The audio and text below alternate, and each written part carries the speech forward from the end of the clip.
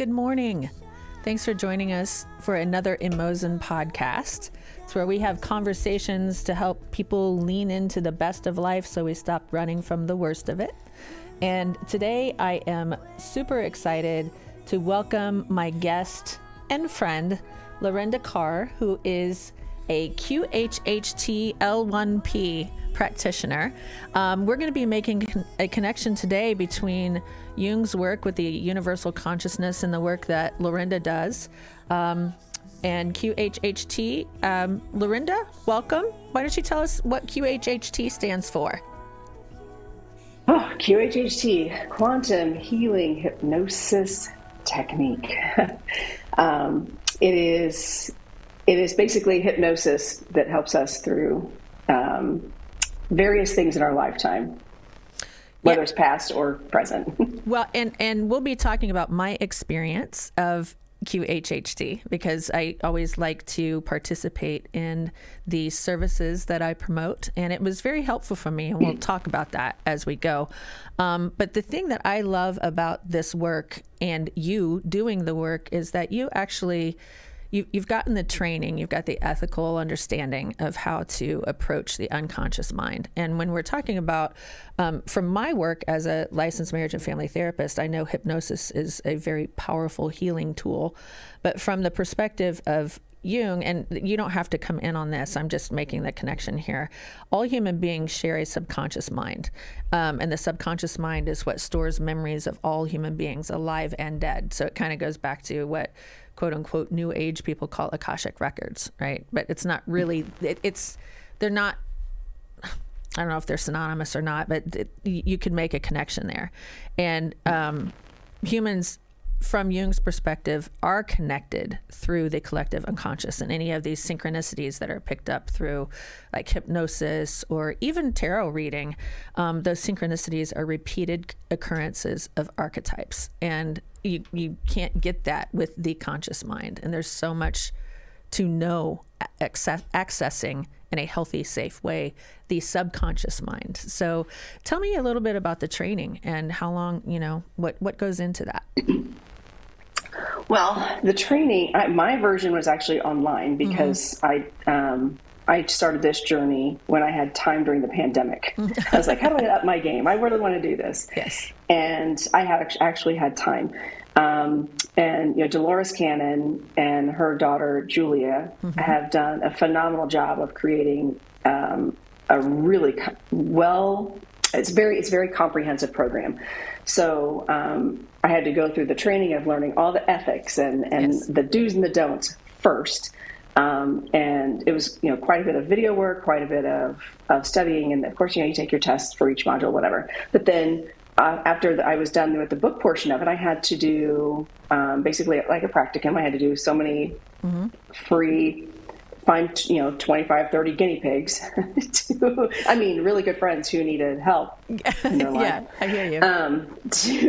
To finish that. And then, I had to turn in my notes and I had to get, critiqued and turn in my videos and everything. So it was kind of a lengthy process, but it was worth it. I'm so glad that they're so thorough in the way that they make sure they're practitioners. And QHHT is very much a purist form. You follow the script. You do exactly what they have laid out for you because it's what works. Where other types of hypnosis or modalities don't always do that. You can incorporate other things, but QHHT is very, very much proven technique to tap into that subconscious mind. And so it was interesting, just going through that process of learning about it and then seeing the videos of other people and reading up on it. It was fun. It was a good eye-opening experience for me, that's for sure. Especially after just doing mediumship for so long and just kind of stepping into that world where everything had to be controlled. from a different perspective. Yes, yes. And these spiritual gifts are very real. And by the way, when I refer to the word spiritual, I'm not talking about religion per se. I'm talking about those things that make your soul come to life. It could be, running into a stray dog and making a friend with that dog and being like, oh, that dog made my day. Or, watching a baby laugh at McDonald's. And particularly my favorite baby laugh is that 6 to 7 month old, like machine gun laugh where they're so chubby, they knock themselves over, that kind of thing. Yes. That's a very spiritual, see, you can feel it, right? Yes. So we've got to have a list of the things that we know lifts our soul. So my experience with doing that QHHT when we were talking and what prompted me to want to invite you onto the podcast is just the way that you approached me about it. With me being a therapist, I understand script work, consistent work, diving into the depth of the unconscious, but it needs to be done safely. And just the way that you approached me about, QHHT would be great for you. And you explained a little bit about it, and I just knew it would work. And at the time that I did that, I was working through some big transitions in my life, and the way that you enabled me through hypnosis and accessing my higher self, keeping me grounded, but coming back to those questions, like you really did you knew what to address and how to keep me grounded. And I liked that. So what was your experience like? I remember you saying to me, well, that was different. I expected something totally different than what showed up. I don't know but that happens with literally every case, I feel like, though. Just when you think, because it's so scripted, you think, okay, textbook case. No, not always. I think sometimes I'm surprised where people's subconscious mind goes when we, or where their subconscious takes them to explore, to answer the questions or the intentions that were set by that client.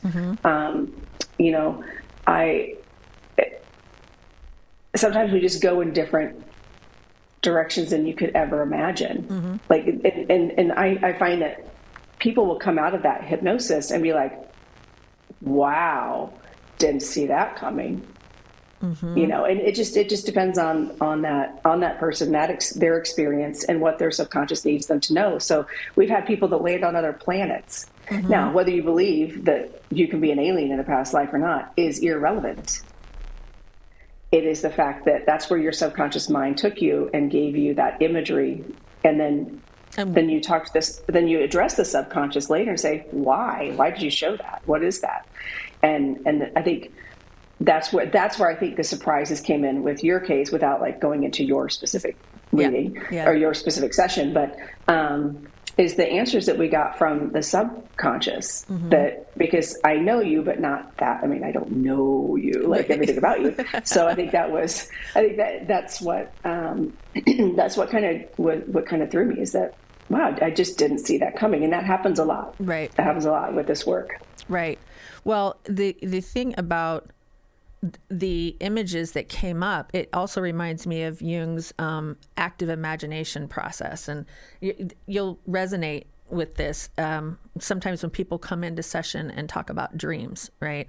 In talking about dreams as a dream, I'm not a dream therapist, but to help people interpret dreams, it's not my role to tell what the meaning is, right? It's my role to help them identify, oh, well, if that were my dream, perhaps I would be curious about this man in the yellow coat that's, creating fear. What does he have to tell you, right? Can you see it from his perspective? Because a lot of times the quote unquote monsters in our dreams, or the things that we're most afraid of, are like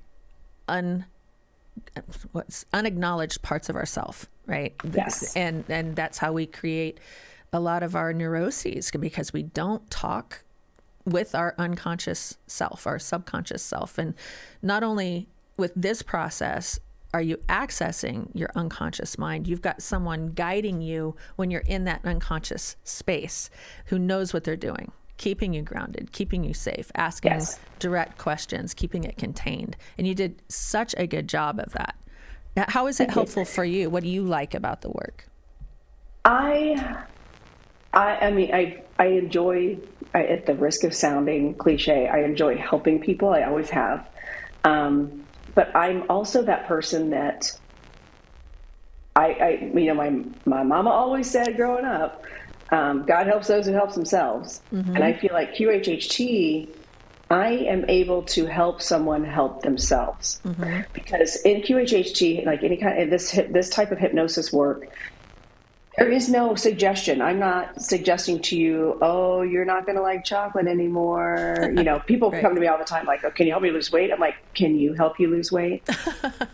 Yeah.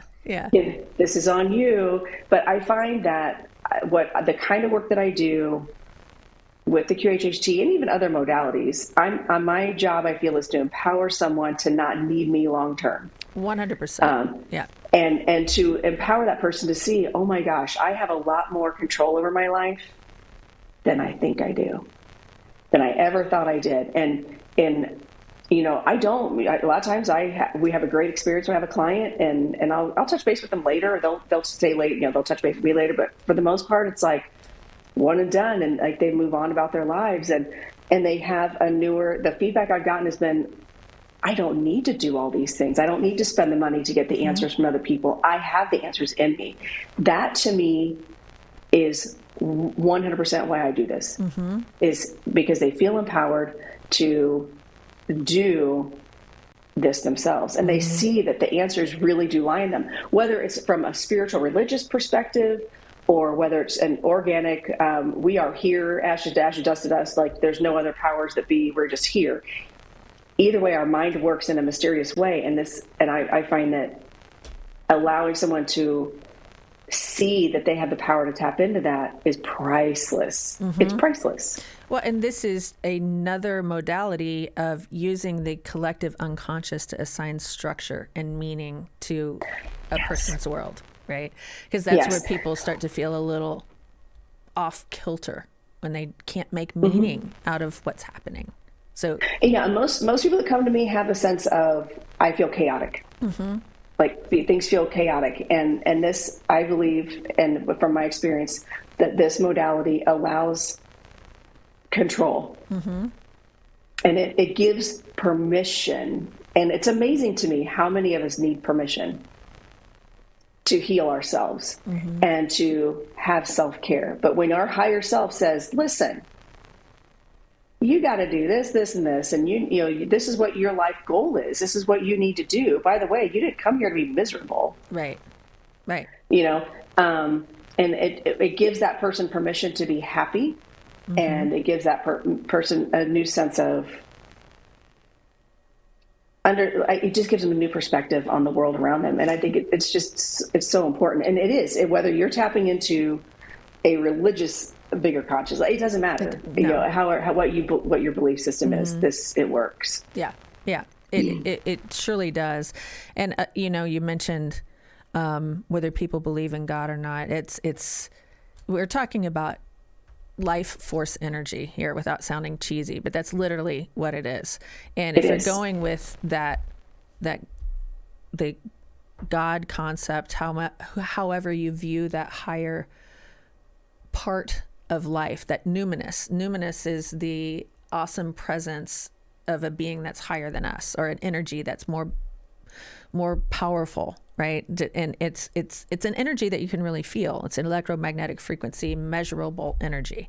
But if God is omnipotent, omnipresent, and omniscient, there's no place that God isn't. Even if people question it from a more conservative place, if you believe all those three things about God, then God is also present in this work. So absolutely. Yeah. There's no place. I think what people find, whether they have that belief system or not, or a belief system or not coming in, they do feel like they are no longer alone. And I think that also is a huge step towards progress in so many people's lives, is because how many times do we just feel like we're alone and nobody understands us? Well, when we do this kind of work, all of a sudden you've got a higher self that's calling you out, that can see what you're doing. And then all of a sudden you've got an understanding of the people around you and why they're in your life and how you can best connect to them.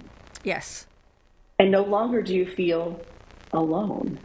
That's so big. That is so big. That is the whole point of the connective unconscious, because we aren't alone. When you get to that place, you realize, oh my gosh, there's more than just me. There's more than just you. We're all connected here. I'm not invisible. And the thing that I loved about this process, before you even take people into the hypnosis part, you have an actual conversation and you get very structured with your client about what he or she wants to know. This isn't just like some free for all, right? They come. It really isn't. Yeah. And I mean, gosh, we spent 15 or 20 minutes or longer, I don't remember, but talking about what I wanted to know when I got into that space. And that's what you used, right? Like my questions, that's what you used. Yeah. So typically with a QHHT session, it is really important. If you're going to go to a stranger's, like I do this out of my home because I feel like it's comfortable and it's a happy place. It's got good vibes. Absolutely. Some people work out of an office and that is perfectly fine too, whatever the practitioner feels comfortable in. But it's my job to make you feel comfortable with me because I'm getting ready to put you under where you are in a very vulnerable state. So a conversation is 100% necessary. So typically I will tell people for a QHHT session, allow like 5 hours.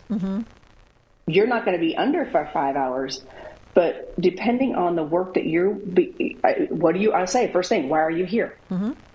What are you hoping to accomplish? Some people be like, I just want to see my past lives. I'm like, oh, okay, but why?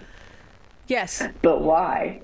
That's what I love about you. You're like, okay. And why? I need more. Okay. Right. I need more. But a lot of times those conversations can last 2 to 3 hours because we have to deep dive into your family history. Because once you're under, I cannot see theoretically, I can't see what you see. You see different things. But as a medium, I can do other things. But as a regular practitioner, just by the book practitioner, I can't see what you see, right?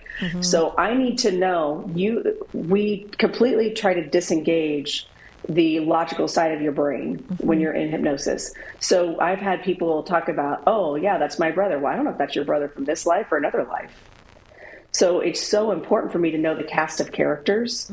So I have to know your family. You could have had a great childhood. I still need to know the names of your mom, dad, and brothers and sisters. Right. And I need to know, there's just so many things. So it's a well-rounded, educated conversation. So I know what I'm looking at when I go in. The QHHT, the hypnosis itself, that process is no more than 2 hours. No more. Because otherwise you just feel like the person feels tired afterwards. And so we keep it under 2 hours, which is usually more than enough time to get through everything. But yes, you have to go in with that intention. I want to know what your intentions are, what your goals are. I get that list of questions, and I'd say 95% of the time I get through every single question that the person wants to know. And that's the control freak side of me. I make sure that we get everything done. we move things along. But I also feel like as long as that person's questions are answered, and they get explanations, whether it's from themselves through their visual journey or contacting their higher self and asking those questions, it still takes time. But I mean, it's a good long process. It's not something that just, if you're into the I want to see past lives thing, it's not going to be 5 hours. But if you're doing some deep diving and really need the healing work and you're trying to figure out, why am I triggered by something? Why am I, what is this? I've had people come to me with really irrational fears, for example. They're like, yeah, irrational fear of fire. I have no idea why. I've never been threatened by fire, And we regress them and they land in the witch trials and they were burned at the stake. Whether that was truly what they did or not is irrelevant. That is what their mind was showing them through the higher self. We say, is that even necessary? Why are they afraid in this life? Come on. What can we do to remove that? And that's where that healing comes.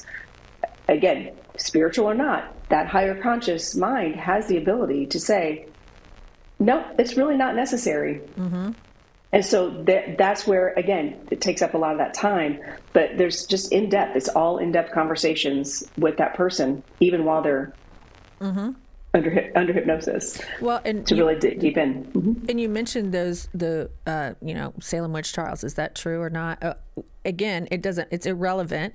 And from that Jungian unconscious perspective, it's also an archetype, healing women that have answers that other people don't, It's like, then they're a witch if they do something they don't understand. It's like this archetype, a lot of women can resonate with that, men too, but I'm just a woman. And so I talk with women more about it than men, but I know it's a universal archetype. But that's why I love it. There are all these connections, like you're also a dancer, founder of Circle City Tap, right?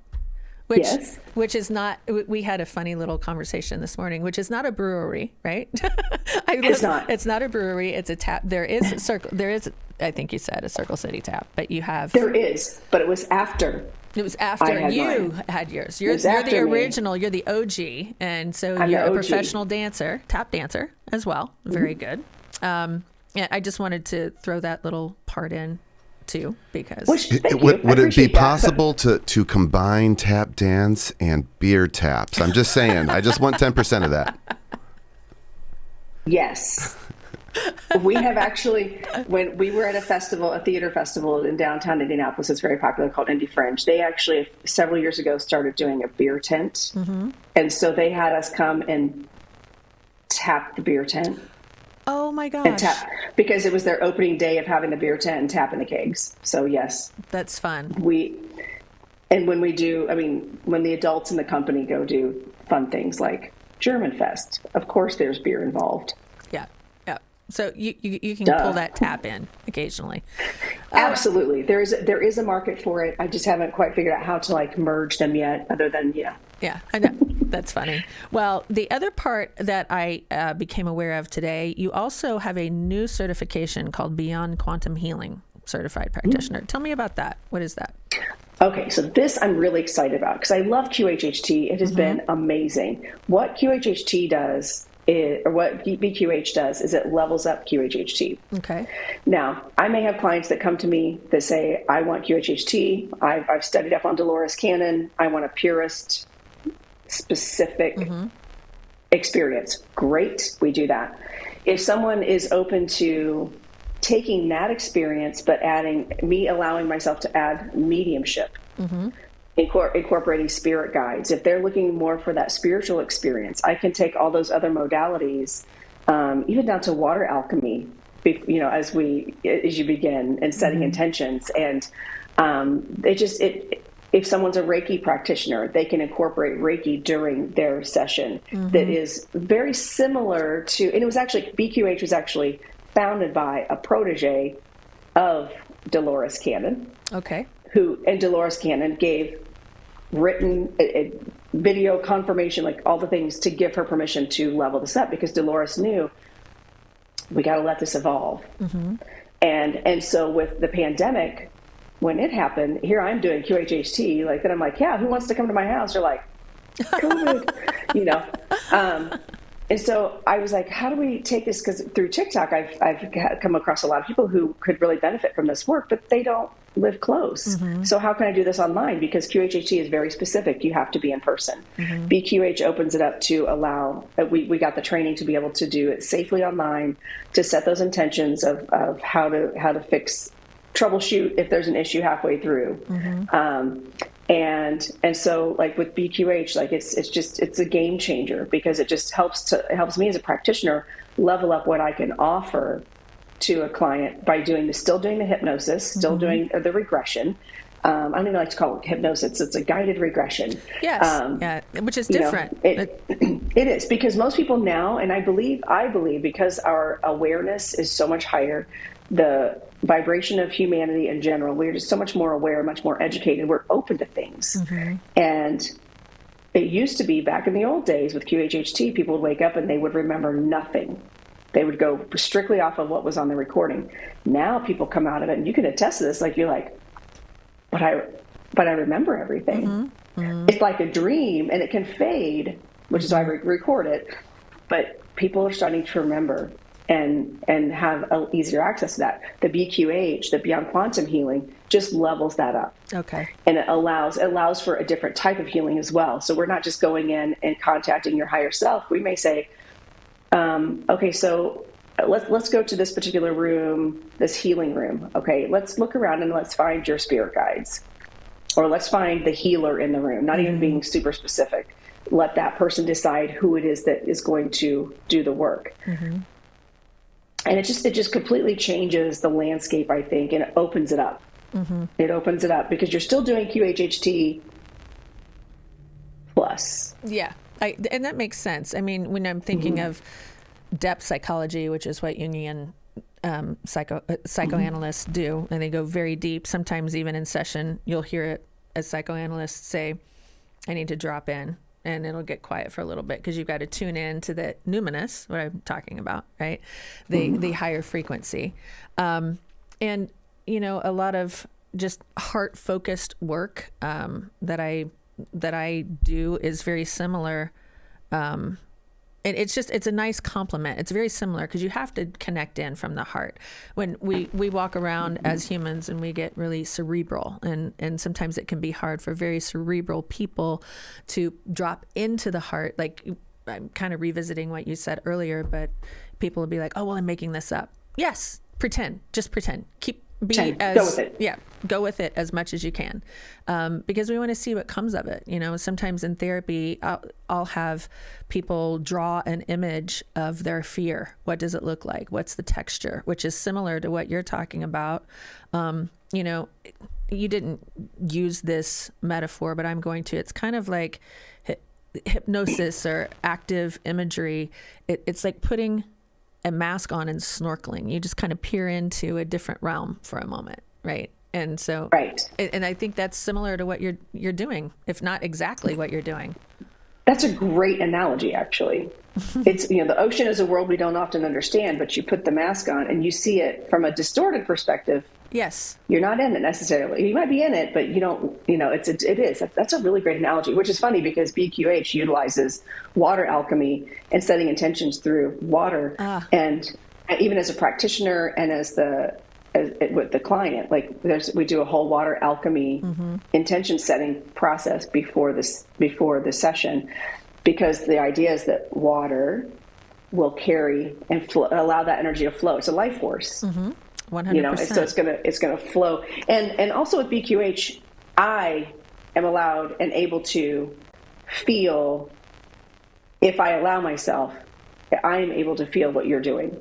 And if that person doesn't feel like they can go deep enough to really do the work themselves, or they're not seeing what they feel like they need to see, I can take that on and allow it to flow through. And I can also, through myself, help heal them. That water, we're going to have to talk more about that, because water, either, I mean, a little bit today, but in the future too, because I need to experience that. No. But I like the water alchemy piece. I mean, it's something I even suggest to my clients a little bit differently, but water is the most powerful conductor of energy that there is. So even if people are having, this isn't, I'm not speaking to your training, just mirroring here, you can go, intention is key for any kind of alchemization, right? But you can go stand in the shower for 5 minutes at the end of a hard day, not even with the intention of showering per se, just let the energy roll off of you. Yeah, it's almost like a daily baptism, but it's the intentionality that is the key there. So I like that water 100%. Alchemy. I like the term alchemy in general, because alchemy always, again, necessitates intention, right? So if you want to switch from sadness to happiness, you don't want to pretend the sadness isn't there. You just want to make a choice to be happy, because everything's always here. We feel everything or we feel nothing. We don't get to pick and choose what emotions we feel. And I think this process of QHHT enables people, at least me, when I was in somewhat of a traumatized, dissociated state, which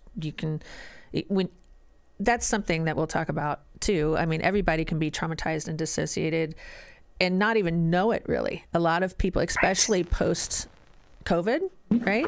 I mean, that was prime fodder to set up complex post-traumatic stress for people, because the key components of creating that mindset are helplessness and powerlessness. The whole world was helpless and powerless for a while, right? We couldn't move around or do anything. Now that we're coming out of it, you're finding, oh, I need to feel better. Like you said, I want to up my game, so you get more training. Or you come out of it, you start trying to get back into the world. Oh, I'm anxious. It's an effect of trauma, right? So what QHHT enabled me to do with a safe person was address any complex post-traumatic stress I had from various experiences in my life. And we can move through trauma. We just have to have the skills. It's a never ending cycle, though it seems like healing, we heal the rest of our lives. It's not like a one and done thing. I think that's important too. Right. And even if what I'm doing with QHHT is with my clients, if it is a one and done with me, it doesn't stop them from going on with their healing. Exactly. And finding other avenues. They can go to their therapist and be like, oh my gosh, I had this experience, but guess what came out? And allow that professional to take the next step. But yes, I think it's a good way to open up the proverbial can of worms. Yes. Pandora's box, can of worms, whatever you want to call it. Yeah. I really am looking forward to seeing how, Beyond Quantum Healing, BQH.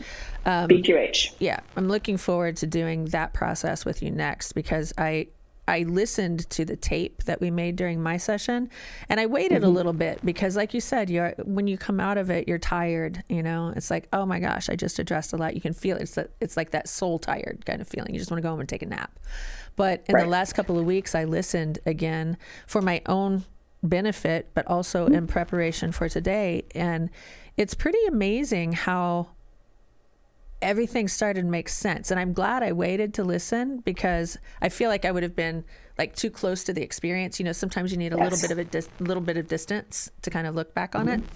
And looking back on it, I was like, wow, that's very clear. And that's why that relationship didn't work, or that's why I felt stressed post-COVID, or, because I remember the gist of it. I had a sense of, okay, what's my purpose? I kind of lost that a little bit. Right. And I came out of it with the answers that were provided from my higher self, with your guidance, was, you have such a purpose. Here it is. Remember. And I just left feeling secure, and safe. Yeah. And that's the goal. I mean, and a lot of times, and keep in mind too, like there are people that have, that come to me that have a lot of trauma from this life, and they're trying to dissect it. They're trying to figure out why it's there. Why am I going through this? Is this something I deserve? Is this karma? Is it what the deal is? So when I go in, we're trying to be very careful about setting that intention that this is an experience for you to view and learn from. You will not be traumatized by it. You will not feel this physically. You will not be hurt by this mentally. It is merely for informational purposes only. And setting that intention from the beginning, and then as we close out, we remind the subconscious, this is not something that you should walk away and bawl your eyes out for the next week, or feel like you have to check yourself in somewhere. It educates you without re-traumatizing. And I think that's really important, because a lot of people will come in and they're terrified. They have a hard time relaxing because they're terrified that they're going to see something about themselves that they don't want to see. And then what if that sticks with them? And what if it traumatizes them further? And I'm like, nope, no. We're going to set that intention that is not going to happen. That is not what we do here. It's just an educational experience for you that you will not physically be or mentally be bothered by. Right.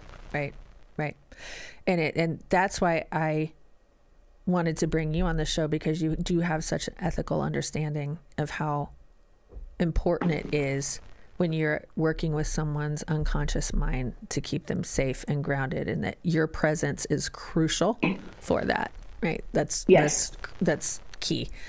So if someone wanted to approach you after hearing this today, how would they go about setting up an appointment with you? They can go directly through my website. That is the safest way to go, because it's I'm the only one that monitors that, Okay. and no one else. It's a safe site. It's www.spiritmessagesfromtheotherside.com. Okay. Because I do many things, not just the QHHT, but you'll get an understanding even just reading that homepage, like where I stand on the ethical side of this. I'm not here to fix you, but Right. I'm here to empower you to fix yourself if that's what you want to do, or shed light on yourself, whether that's through my mediumship, through the tarot cards, through the spiritual aspect of it, or through the QHHT. Yes. The quantum healing work. And I vouch for you if anybody is considering any kind of hypnosis work. Lorenda Carr is your person to go to. She knows how to keep it structured and safe, and she's very wise about addressing whatever it is that you need to address. You're one of those people that does the work yourself before you ever approach other people, and that's so crucial. Yes.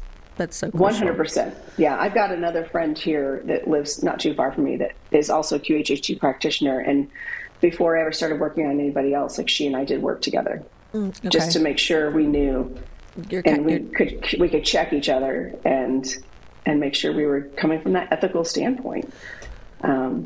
What is your most interesting case that you've had? Keeping it confidential, of course, but what's one case that's changed you and made you go, wow, this is why I do what I do? I would say one of them was yours. Just because I had no idea where everything was taken. I was like, wow, this explains a lot. This is amazing. Like, wow. I mean, more of it explains a lot for you, not like, oh, this explains a lot. Not like that. Like, not It's okay. It's kind of like that too. It's all right. Yeah. But also there have been experiences where, like, one of my favorites, honestly, is the example I gave earlier with the irrational fear of fire. And how that person, once we identified where it was coming from, and I was able to say, well, if it's not necessary, can you remove it? And so we went through that whole process. And then about a week later, she messaged me. She goes, "You're not going to believe this." She goes, she was deathly afraid of fire, wouldn't light candles. She would have panic attacks if she saw like a campfire or bonfire. Like she just couldn't deal with it. And she's an adult. Like she just was like, this is silly. I can't even function. And I have no memory of why this would even be. And once we set that intention and she came out of it, she sent me a message. She goes, "I just went and sat at a bonfire with my wife." Wow. And I knew, she goes, and I could see it. She goes, "My brain says, oh, I used to be afraid of that." And she goes, "There was no physical reaction." She says, "It's like my brain knew, but then it's never been an issue since." So it's cases like that that just really make me know that even though that's like a small thing, to me it's like, okay, yeah, witch trial, and now you're not afraid of fire. To her, that was life altering. Yes. And so I'm fascinated by that. And then, we get people who, are just really lost and they don't understand their connections with their loved ones. Why are they here with this particular person who is terrible? Why am I suffering abuse? Or why am I this person that I don't like? And I've had a number of those that where they come out and then later they have said, I just had no idea. And now that I do, it's been a game changer. Yeah, that higher self access is so important, and I'm really grateful that you do this. So I have to tell this one. Yes, please.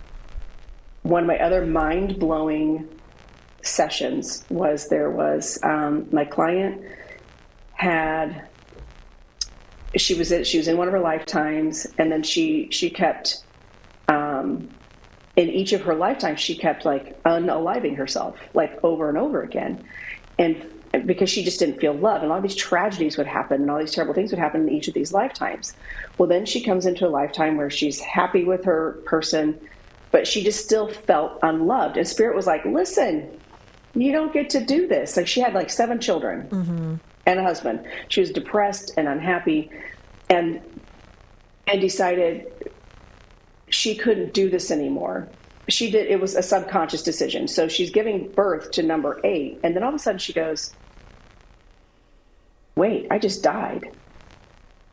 She goes, I just died in childbirth. And she goes, oh, hold on. And she's kind of like, whoa. She goes, I was just born again. I am my child.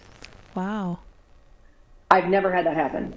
Wow. Usually when someone passes, like we cross them over as part of the process, we cross them over. We say, okay, what was the lesson you learned from that lifetime? Let's look at the big picture. And she had to be a child in that family where her siblings had to raise her. Wow.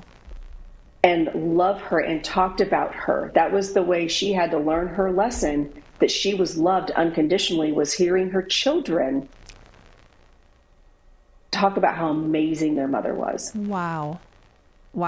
And that's then, powerful. That's really powerful.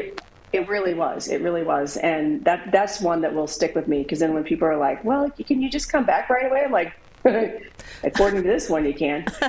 There's not always, it varies with each person, but she had kept ending her life in other lifetimes because she couldn't handle the trauma. Wow. And she felt so alone. And so they're like, you don't get to do this again. Right.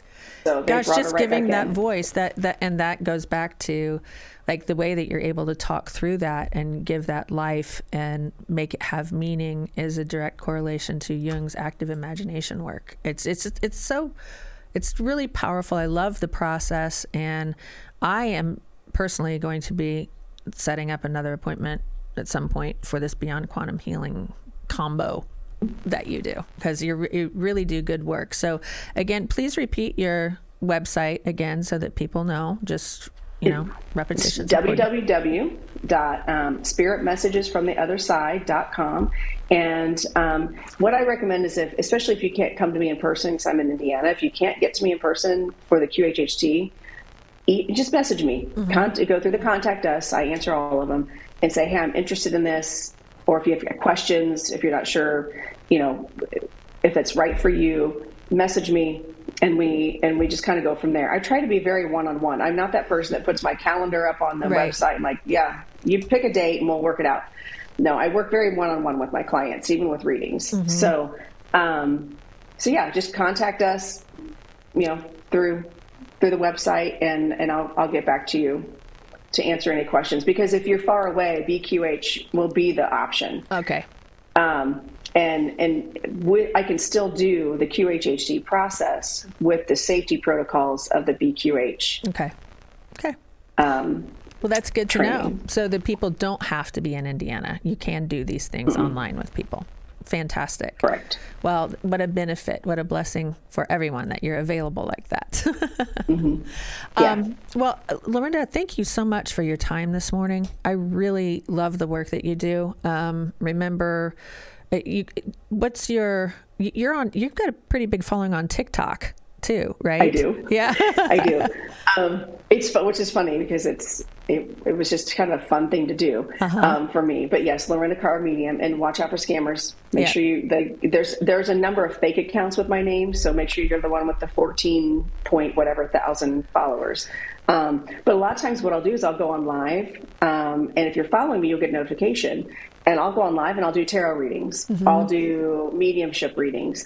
A lot of times I'll be in discussions with other mediums and other live discussions, or other QHHT practitioners or other, BQH practitioners having discussions, just educational discussions where people can ask questions. So that's been a really great platform, I think, because it spans so many ages and so many locations. So that's been a fun journey. Well, I love watching on there. You've got a great TikTok account, and you deserve to have all those followers. You give great information, and I personally love how you clarify who's legitimate and who's fake.